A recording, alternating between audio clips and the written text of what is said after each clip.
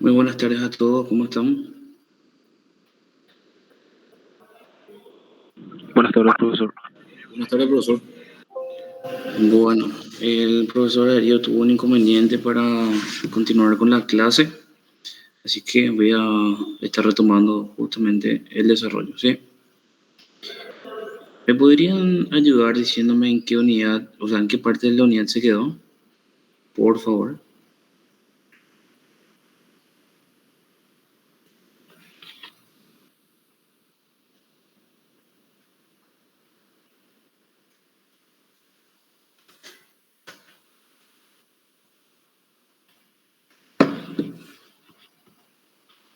Profe, Sí. ironía y la mayéutica. Lo último que yo anoté.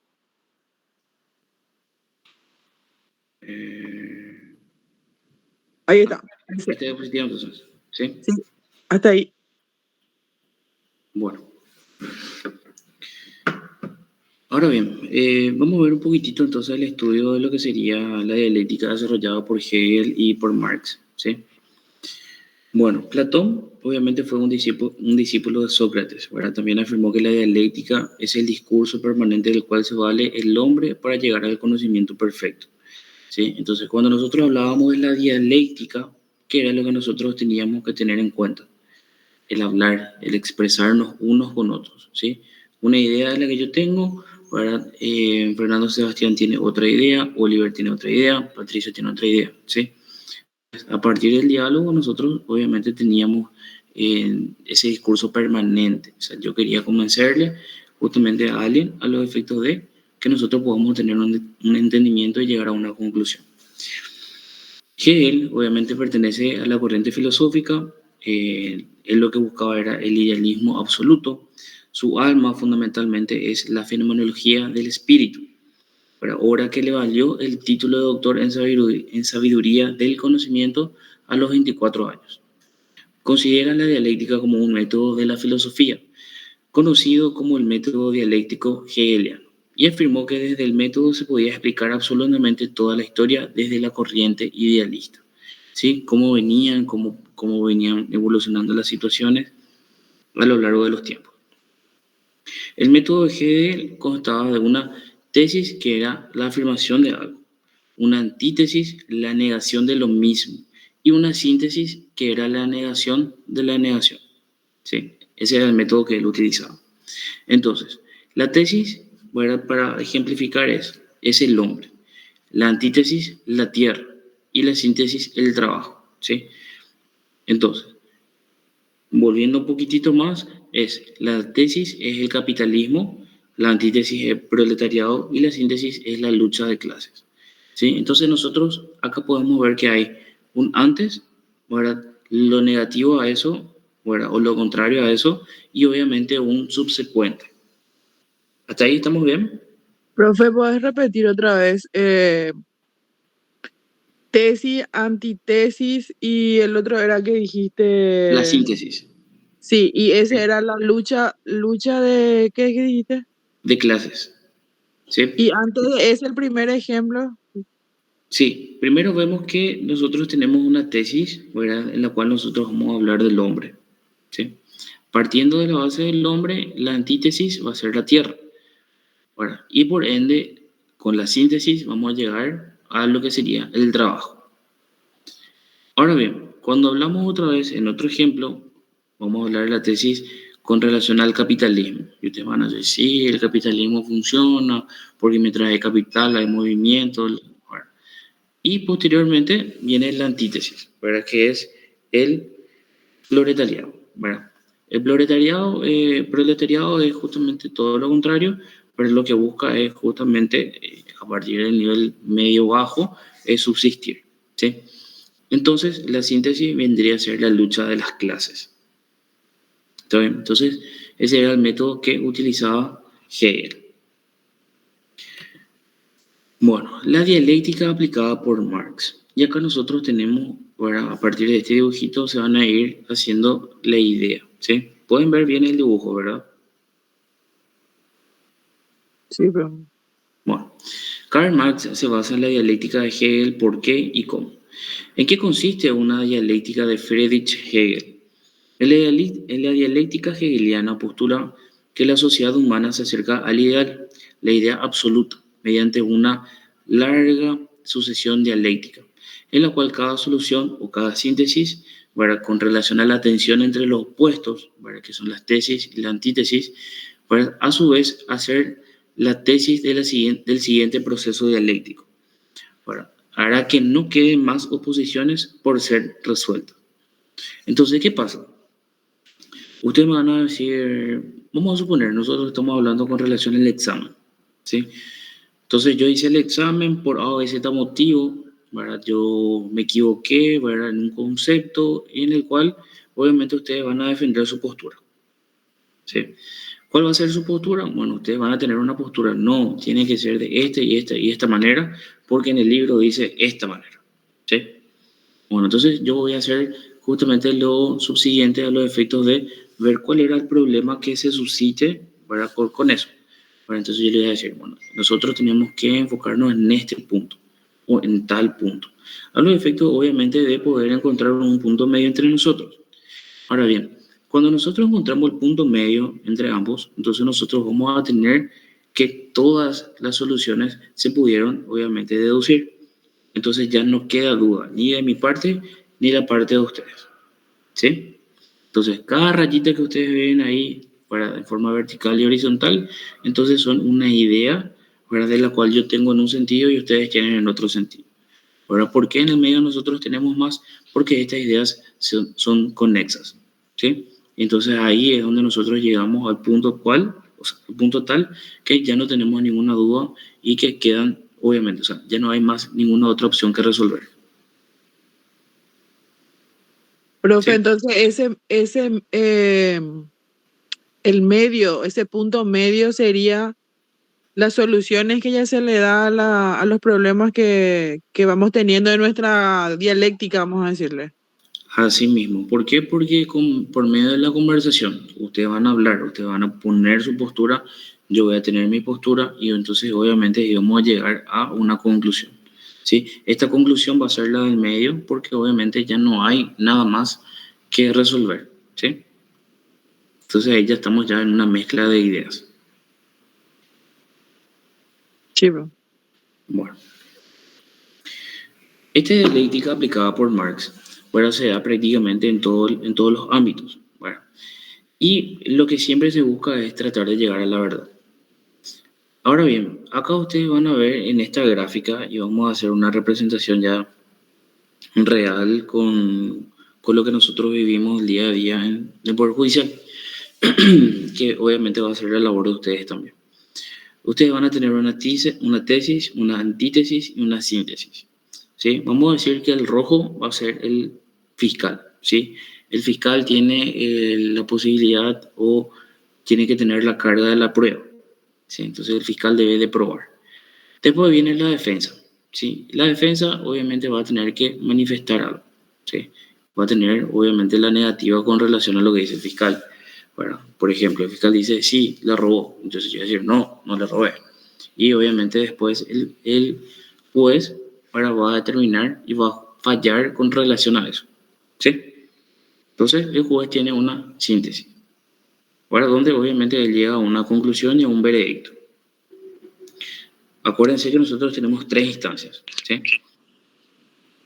Adelante. Profesor, Sí, la síntesis sería como una conclusión, sí, una conclusión final. que sería una sentencia en términos jurídicos. Podemos representarlo como una sentencia, así es. Puede ser una I o una C. Ah, genial, genial, genial. ¿Sí? Sí. Bueno, posterior tenemos, vamos a irnos en la Cámara de Apelaciones, ¿sí? Segunda instancia. Bueno, entonces, obviamente a la defensa no le gustó lo que, o sea, a la fiscalía no le gustó lo que resolvió el juez. Bueno, entonces apela. Bueno, esta apelación se le corre traslado a la defensa, ¿sí? Que va a ser siempre nuestra antítesis. Y después, obviamente, se le devuelve al magistrado para que pueda resolver. Entonces va a tener una síntesis, ¿sí?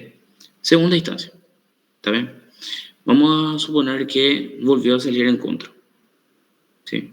Entonces el fiscal, bueno, dice, no, esto no puede ser, esto es inadmisible, vamos a volver a apelar. Vuelven a apelar y esto va a la Corte Suprema de Justicia, que es la tercera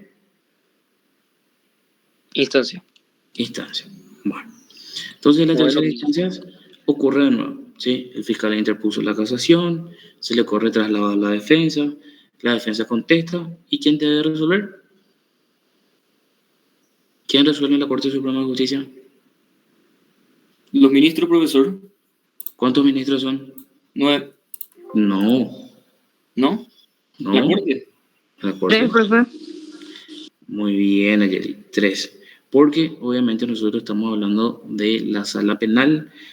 Cada sala está dividida con 3 miembros. ¿Sí? Ah, ya. Pero en total serían 9.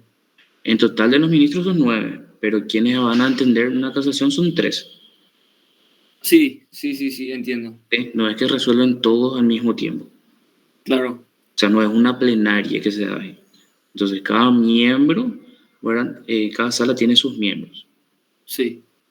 ¿Una plenaria dijiste, profesor? Sí, ¿Qué no es sería por una plenaria. ¿Está bien? Entonces ahí nosotros tenemos que la sala penal resuelve conforme a qué. ¿Qué ustedes opinan que sería esta vez? ¿Cómo, profesor? Esta vez, esta estrella que ustedes ven acá, ¿qué opinan que puede ser? Veredicto. No, Sentencia final, profe. no. ¿Qué es lo que nosotros buscamos? ¿Qué es lo que nosotros buscamos que se resuelva?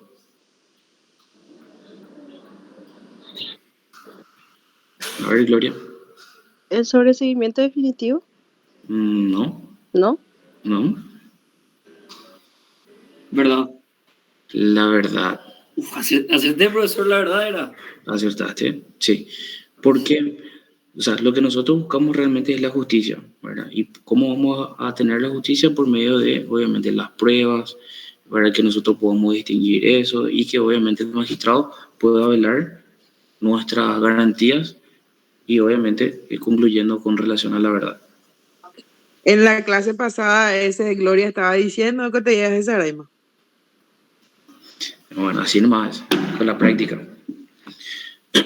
Bueno, entonces se entiende este gráfico, ¿verdad? Sí, profesor. Los demás, Profe, esos 3 niveles ahí que hay de tesis, antitesis y síntesis. O sea, serían primera, segunda y tercera instancia, eso es lo que quiere decir, ¿verdad? así mismo. Y como se dan cuenta, Y el esto es último, a lo largo del la tiempo. verdad. Sí. Para que nosotros podíamos también representarlo como justicia. ¿Sí? ¿Está bien? Sí. Bueno. Volvemos otra vez. Tenemos una tesis, una antítesis y la síntesis que sería una nueva tesis. Pero en este caso la dialéctica de Hegel, el amo de la tesis, el esclavo es la antítesis y la liberación de las ideas es la síntesis. ¿Sí? Entonces ahí nosotros tenemos 3 ideas en las cuales nosotros podemos plasmar en una nueva tesis que es obviamente lo que nosotros vamos a abocarnos con relación a lo que nosotros queremos dar a entender. Marx toma la dialéctica de Hegel, pero desde el ámbito de la producción. En el caso de la dialéctica de Marx, consiste en burgueses, serían la tesis, el proletariado, la antítesis, y la dictadura del proletariado sería la síntesis. ¿Sí? Entonces ustedes acá se van a dar cuenta, ¿verdad? Dueños de los medios de producción y abajo tenemos los trabajadores directos. ¿Sí? Entonces, ¿quién es el que realmente es el amo? Es obviamente el que le explota al trabajador, ¿verdad? Al esclavo en este caso. Posterior nosotros teníamos el señor que explota al siervo, para que era un trabajador directo. Y obviamente en la actualidad donde nosotros tenemos al capitalista es el que le explota al obrero. Entonces ahí nosotros teníamos una tesis, una antítesis y obviamente la síntesis con relación al proletariado. ¿Sí? Sí, ¿Me van profe. siguiendo? Sí, profe. Bueno.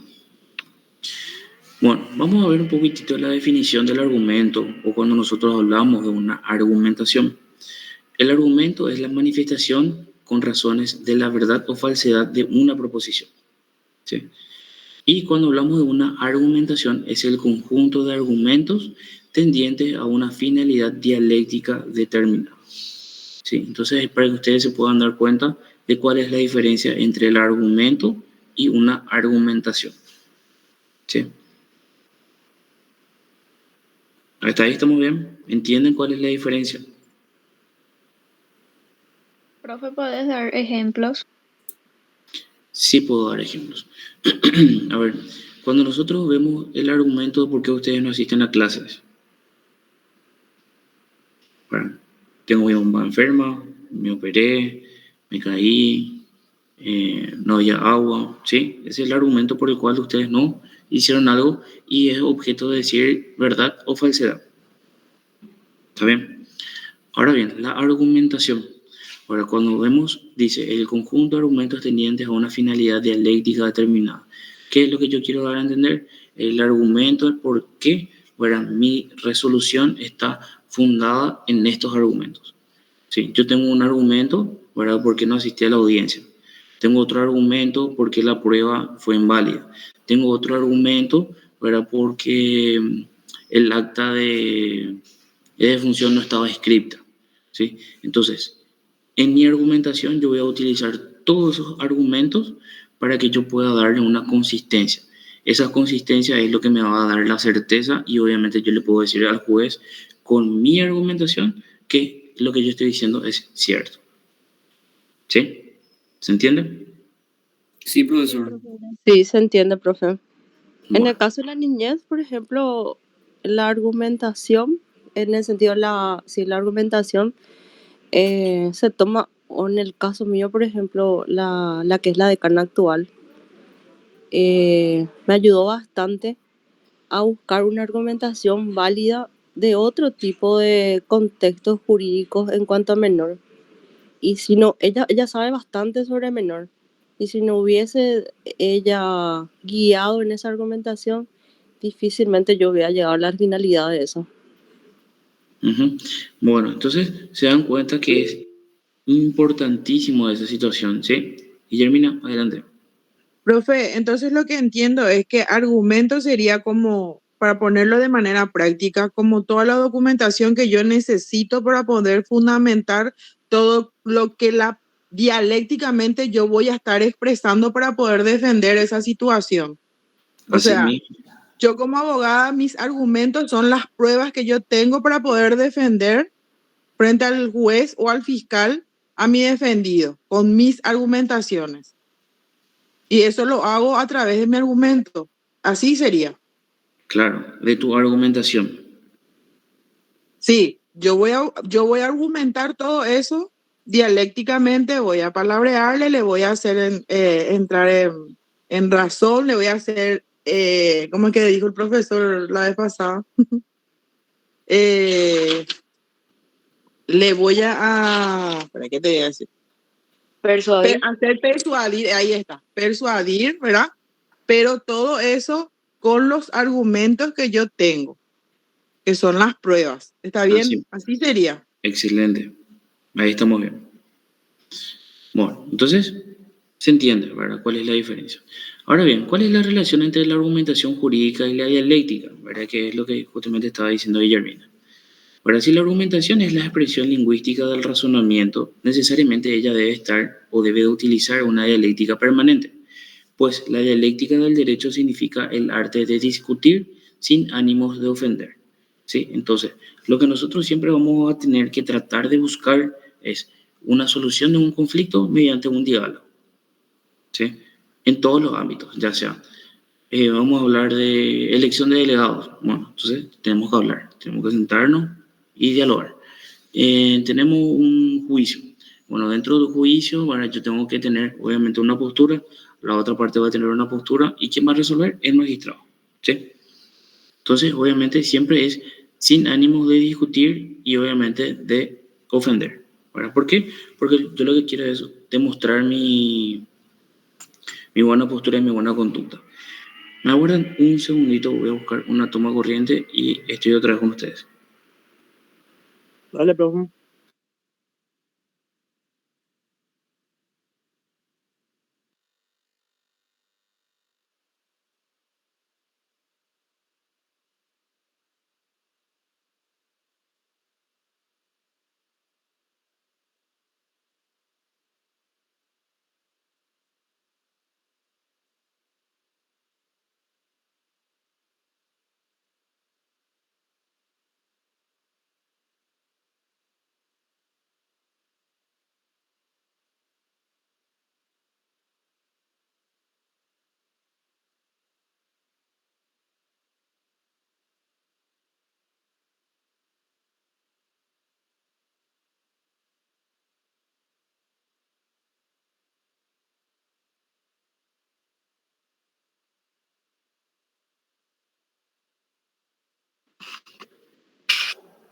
Bueno, ¿me escuchan?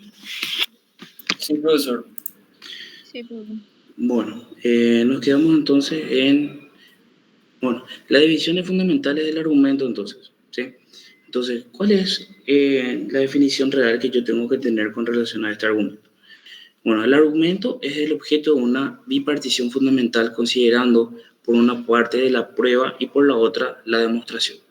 Entonces, ¿qué pasa? Cuando yo tengo un juicio, bueno, yo tengo que ir demostrando. Ahora, si es que yo tengo pruebas, bueno, por ejemplo, la pericia, bueno, o de repente yo tengo cámara de vigilancia, es lo que yo voy a tener que tener en cuenta a la hora de que yo pueda fundamentar. Bueno, yo ya tengo mis pruebas. Bueno, entonces, estas pruebas yo las tengo que hacer hablar. ¿Para qué? Para que el magistrado obviamente pueda fallar a mi favor.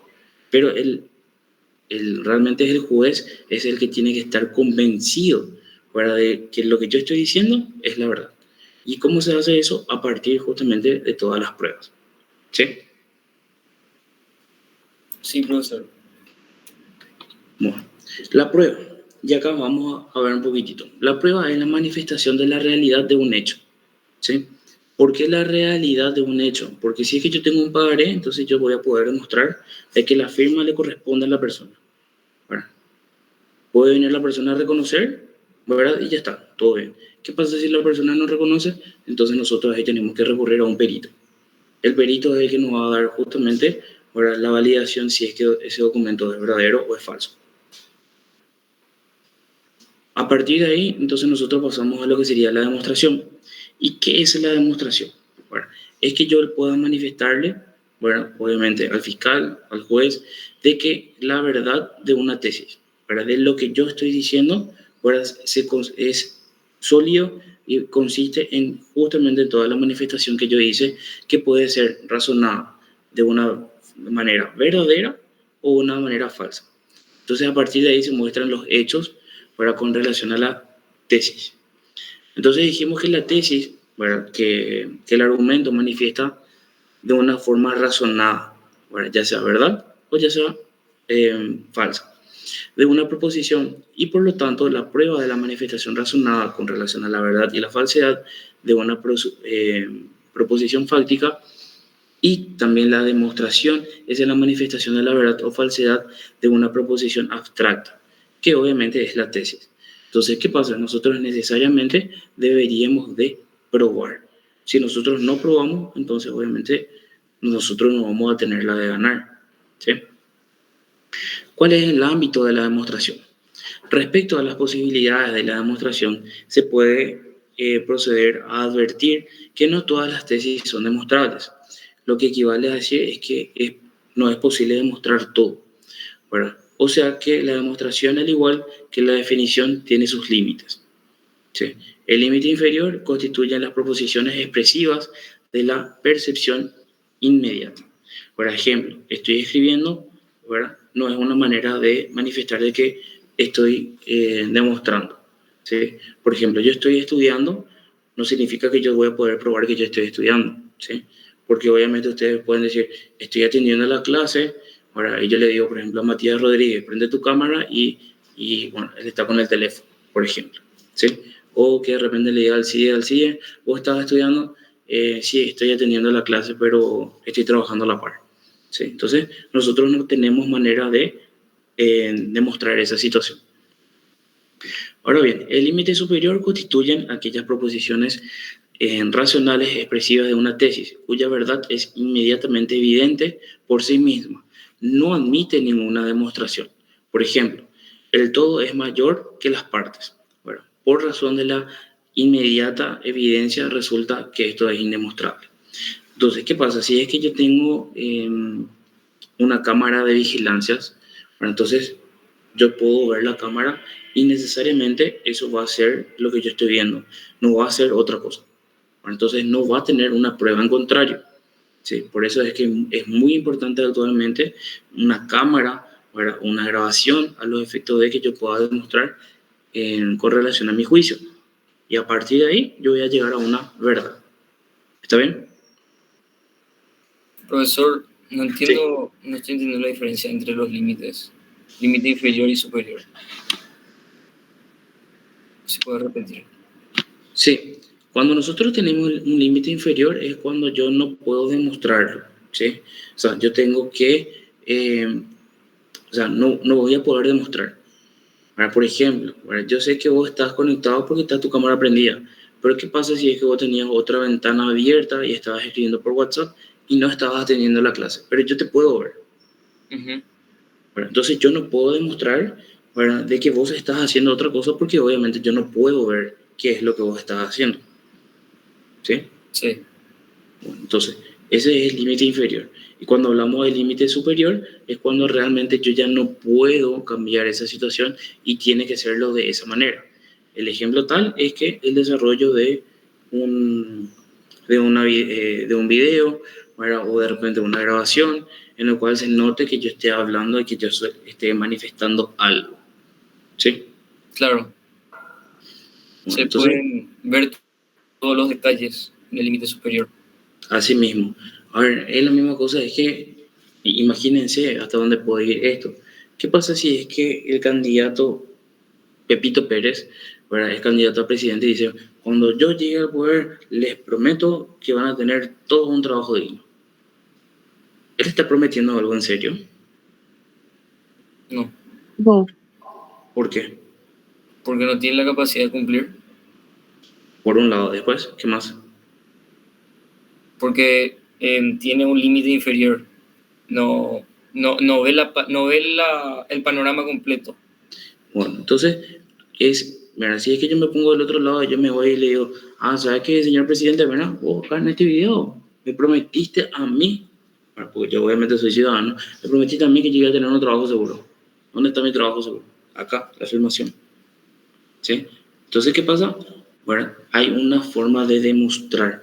Bueno, obviamente, actualmente todos los videos y todas las circularizaciones que se hayan hoy día en épocas de elecciones, obviamente van en contra, porque de repente uno pudo haber sido aliado de uno o aliado de otro y después hubo un cambio de frente, vamos a decirlo. ¿Sí? Guillermina. Profe, lo que yo entendí fue, en el límite inferior, viste que vos dijiste, un candidato promete, pero no, acá no es la cuestión de que él prometa, sino de que haya alguien, por ejemplo, que yo estuve ahí gritando por él y prometió. Entonces yo, como límite inferior, no voy a poder demostrar porque no voy a tener una prueba contundente contra él, pero habiendo una filmación, hay un límite superior porque cuando él sea presidente puedo ir, le muestro y le digo, mira, vos nos prometiste y yo estaba acá, entonces vos me debes un trabajo. Así es, ¿verdad? Es de esa manera. Obviamente esto nosotros no lo podemos demostrar actualmente porque vos no tenés una manera coercitiva. Ahora, ¿qué estaba haciendo él? Estaba tratando de convencerte a vos de que él iba a llegar y que él te iba a hacer tener un trabajo digno. ¿Sí? Entonces, esa promesa obviamente puede ser incumplida porque yo no tengo la manera de coaccionarle a que él cumpla, por más que haya sido una promesa abierta.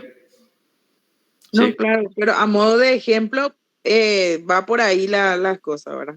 Yo les De hablo... tener las instancias como para resolver ciertas situaciones. En este caso, sí, no hay no hay una ley donde diga, ¿verdad? No hay una norma que le sancione por promesas falsas, por ejemplo, ¿verdad? pero a modo de hacer una diferencia y de poder entender lo que sería el límite inferior y superior, creo que va por ahí, ¿verdad?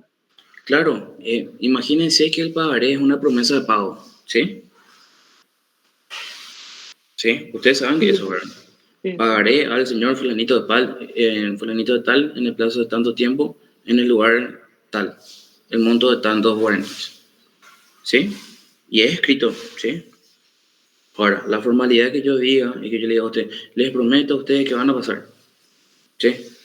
Entonces, ustedes me pueden reclamar diciendo que ustedes tienen un video que yo les haya esté diciendo eso. ¿Por qué uno puede tener valor y el otro no? ¿Por qué no? Hay una norma contra eso, profe. Pero ¿y por qué no va a haber una norma? Porque está escrito. ¿Por qué no hay una norma? El, ¿Acaso, el- acaso, acaso ustedes no le contrataron a un limpiador y le dijeron, límpiame toda esta parte del frente y yo te daré 100.000 guaraníes? ¿Acaso sí? cuando es de obligaciones y derechos y obligaciones, sí. Cuando yo hablo de cuando es promesa, así tipo, eh, Claro, pero imagínense que nosotros estamos teniendo una obligación de dar, ¿sí? O sea, yo les abro un poquitito más el panorama. Es así como ustedes dijeron, ¿verdad? Nosotros no podemos, obviamente, hacer la coacción de esa coyuntura. Pero imagínense si es que nosotros hacemos el análisis exhaustivo de una ley. Ahora yo le puedo decir una estafa. Tipo, me prometió algo, no me dio. ¿Sí? O me puedo ver la parte laboral. Mira, me dijo que me iba a conseguir laburo. Bueno, obviamente no se puede demostrar ahí la relación de dependencia, pero obviamente ustedes van a tener ese es el trabajo que nosotros los juristas debemos de realizar, ¿sí? Ver si es que hay esa situación de incongruencia o no hay incongruencia con relación a los límites de la ley. ¿Está bien? Bueno, Sí, pues. ¿hasta ahí? ¿Bien? Sí. Sí, profe. Sí, profe. Ahora bien, pasamos a enunciar los argumentos de la lógica, ¿verdad?, jurídica y explicar cada una de ellas. Primero tenemos los argumentos lógicos. Bueno, estos argumentos lógicos que nosotros utilizamos existen en los casos en que el juez encuentra lagunas normativas. Entonces puede recurrir a ciertos argumentos lógicos que se encuentran permitidos jurídicamente, ¿sí? Entonces estos argumentos lógicos pueden ser utilizados como tal. Después tenemos un argumento asímil, ¿verdad?, que cuando por semejanza un juez recurre a una sentencia anterior y cuyas notas son relevantes, siendo semejante el caso en cuestión, y este se le llama argumento asímil, el cual no es más que recurrir a una jurisprudencia, ¿sí? Entonces se dictó algo anteriormente, entonces yo puedo dictarlo en ese sentido siempre y cuando no vaya contra mi norma, ¿sí? Y posterior tenemos el argumento a contrario sensu, para que es obviamente de sentido contrario. Se utiliza cuando existe una ley que explícitamente ordena una sanción, pero que implícitamente puede entenderse en sentido contrario y no por eso deja de ser válida. El ejemplo de esto es que se prohíbe al marido utilizar los bienes de la esposa. Obviamente, si hay un consentimiento, se puede utilizar los bienes. Famoso es cuando yo me voy a circular, de repente el vehículo está a mi nombre. Bueno, pero obviamente si es que voy a utilizar a otra persona, entonces obviamente debe tener una autorización como tal, ¿sí? Entonces ahí nosotros tenemos un argumento a contrario sensu, para que si es que nosotros salimos a la calle inclusive con un vehículo que es, qué sé yo, compré por contrato privado, pero yo no tengo una utilización expresa para utilizarlo, entonces ¿por qué yo lo utilizaría? ¿Sí? Entonces, estos son los tres tipos de argumentos en los cuales nosotros nos podemos basar con relación a la aplicación de la lógica en cada una de ellas. ¿Sí? Profesor, ¿puede explicar otra vez el de contrario sensu? El de contrario sensu es cuando se utiliza o existe una ley donde ordena una sanción que está implícito. Bueno, por ejemplo, nosotros tenemos la prohibición, obviamente, de conducir un vehículo sin autorización. Sí. Sí, eso es claro. Bueno, o inclusive, ¿qué pasa si un menor se sube a manejar el vehículo de un mayor? Bueno, entonces, esa sanción, obviamente nosotros ya sabemos. ¿Cuál es la sanción de que si un menor maneja un vehículo de un mayor sin una autorización? Multa. Una multa. Y es directamente una sanción. Sí. ¿Sí? Bueno, entonces, ese es el argumento contrario sensu. Se hace, pero obviamente ya está prohibido por sí. Y entonces, ¿en qué se diferencia del asímil? El asímile es cuando yo voy a utilizarlo ¿verdad? Como una jurisprudencia. ¿Sí? Ya se dictó algo anteriormente con relación a eso. O sea, ponerle que hubieron 4 hechos iguales anteriormente, de que 4 menores se subieron al vehículo y bueno, salieron a girar y obviamente se accidentaron. Bueno, entonces yo ya tengo ya un precedente, entonces lo que yo voy a hacer es, voy a usar una semejanza para con relación a esa sentencia.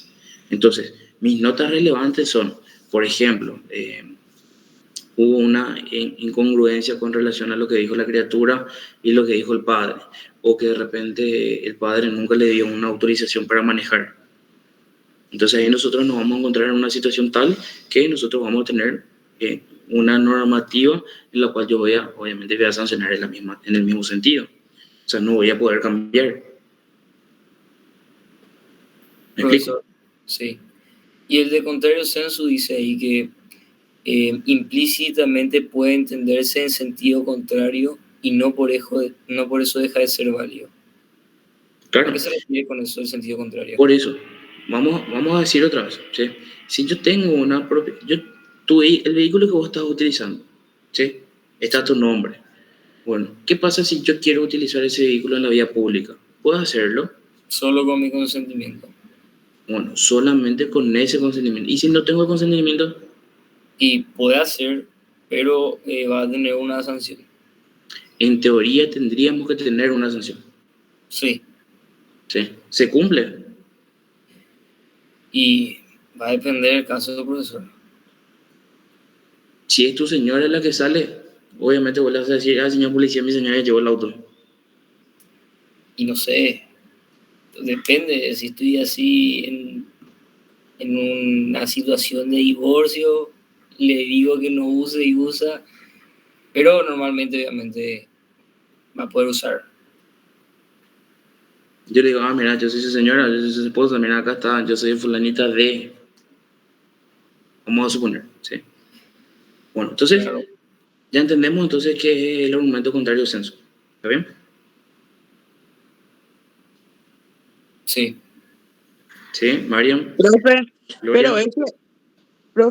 pero ese en realidad, porque el ejemplo que vos estás dando, por ejemplo, de yo tengo un vehículo, por ejemplo, y suelo usarle a mi papá, yo nunca le pedí, dame un permiso, y cuando me agarran, me dicen documento del vehículo y cuando me voy con el de mi papá, ¿verdad? Documento del vehículo y mi registro y habilitación, ¿verdad? Pero ¿y Ahí vos tenés... no estoy yo incumpliendo. Ahora, lo que yo entiendo es que si haya una norma, una sanción impuesta, que yo me vaya y haga algo. Espérame un rato. Que yo me vaya, haga algo. Que, por ejemplo, justo yo estuve, ¿cómo se llama? Con un vehículo que no es mío y estaba tomando, por ejemplo. ¿Verdad? Ahí me van a hacer una sanción. Y estoy incumpliendo una regla que yo sé que no, o sea, no puedo tomar y manejar al mismo tiempo. Si es que yo hago un control, yo soy policía, y Raúl tiene tu vehículo, ¿yo puedo presumir que Raúl está robando tu vehículo? Sí, sí, profesor. Así es, ¿verdad? Así es. Ahí está, policía. Sí, Ahí está, así mismo. ¿verdad? Entonces, ¿cuál es lo que realmente yo voy a tener como argumento para utilizar? Ríos no tiene nada que ver con Cabrera, ni Codas tiene nada que ver con Cabrera, ¿sí? Entonces, ¿qué pasa? No hay. O sea, va a venir el policía, ¿verdad? Lo que hace es documento, verifica si no hay denuncia de robo o hurto con relación al vehículo. Por eso es que hay los controles aleatorios. No es así, Alcides. Así mismo, profesor. Bueno, entonces ahí ya tienen la voz de la experiencia, ¿verdad? En el cual, ¿por qué nosotros tenemos que, obviamente, esta representación y tenemos este argumento contrario censo, si es que en el hipotético caso de que Guillermina esté utilizando un vehículo de otra persona y no tenga un permiso, un consentimiento tal, entonces obviamente debe ser retenido. ¿Sí?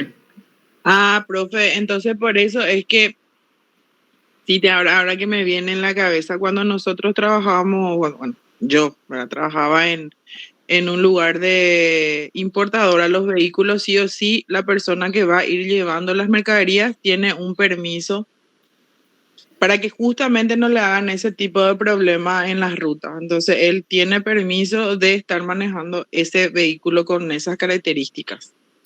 Vamos a ampliar un poquitito más. ¿Qué pasa si Raúl está manejando tu vehículo y acontece un accidente? Ahora, el asegurado es Guillermina, no es Raúl. ¿Se puede proceder al desembolso del seguro? Creo que no. ¿Por qué? ¿Y por qué no? Era yo la que estaba manejando eso. ¿Y tenía la autorización para manejar? Y no. ¿Y si es que tenía? Y así sí. Bueno, entonces, a partir de ahí ahora se dan cuenta de que realmente las normas, por más que nosotros lo vemos, ¿verdad? Yo sé que yo, toma mi vehículo, anda a comprar del supermercado y venir. Bueno, nosotros ya sabemos ya que nosotros estamos infringiendo la norma. ¿Por qué? Porque nosotros no tenemos un permiso como tal para otorgar el vehículo. ¿Verdad? O sea, si bien es cierto, nosotros le estamos dando consentimiento, ¿verdad? Pero ¿qué pasa? O sea, si yo tengo un seguro, entonces voy a pensar 2 veces antes de que otra persona realice o cometa un ilícito con el vehículo. ¿Qué pasa si es que Raúl estaba alcoholizado y se fue en el auto de Guillermina, le chocó a una persona, le mató a una persona, no tenía tenía seguro el vehículo, pero obviamente una tercera persona estaba manejando? Bueno, el seguro obviamente va a decir, no, mira, vos le diste. Bueno, nosotros no eximimos de responsabilidad. Así es. Sí, lo que pasa muchas veces es que de repente uno no sabe si es que ocurrió recientemente un hecho de robo y todavía no se alzó al sistema o algo así. También puede suceder, por eso lo que muchas veces yo digo que esa norma es esencial. Por eso, imagínate que de repente, a ver, para que haya una orden de secuestro o para que haya una orden de detención, tiene que pasar de la comisaría al fiscal, el fiscal a su asistente tiene que redactar, darle otra vez al fiscal, el fiscal tiene que enviar a la comandancia tiene que enviar la informática a la comandancia y ahí recién ustedes van a poder saber. Imagínense toda la burocracia que nosotros tenemos que dar para que se pueda dar a conocer más que un vehículo se tiene que retener. ¿Sí? Así es, ¿verdad? Sí, así mismo. Bueno, seguimos. Argumento maius ad minus, ¿verdad? De mayor a menor. Este argumento sostiene, ¿verdad? Si se le permite lo más grave, es lógico que se le permita lo menos grave. Ejemplo, si me permite adquirir una propiedad, es lógico que me permita alquilarla, destruirla o venderla, ¿cierto? Hasta ahí, o sea, si yo puedo lo más, obviamente puedo lo menos. Ahora bien, minus ad maius. Se prohíbe lo menos grave, es lógico que se prohíba lo más grave. Por ejemplo, si se me prohíbe pisar el césped, es lógico que se me prohíba arrancármelo. Si se prohíbe lo menos grave, es lógico que se prohíba lo más grave. ¿Sí? Si yo tengo el cartelito de prohibido fumar, ¿sí? Bueno, entonces obviamente está prohibido fumar. Ni adentro ni afuera. O sea, yo veo el cartel y está prohibido fumar. Indefectiblemente. Si yo veo en el cartelito del pasto, ¿verdad? Prohibido y un perrito. Si yo llevo un gato, ¿está permitido? Sí, porque especifica que el perro nomás que no tiene que entrar. O ya hace especificación a todos los animales. En teoría es para todos los animales. En teoría. Lo que pasa en Ñuguazú ahora, yo después de 10 años me fui a Ñuguazú con mi perra y había sido está prohibido entrar con perros. Entonces tuve que volver otra vez a alzarle y en el parque Guazú nomás se le puede permitir a los perros con correa. Bueno, ¿se dan cuenta? Entonces, vemos estos requisitos, maius ad minus y minus ad maius. ¿Está bien? ¿Hay alguna duda con esto? No, profe.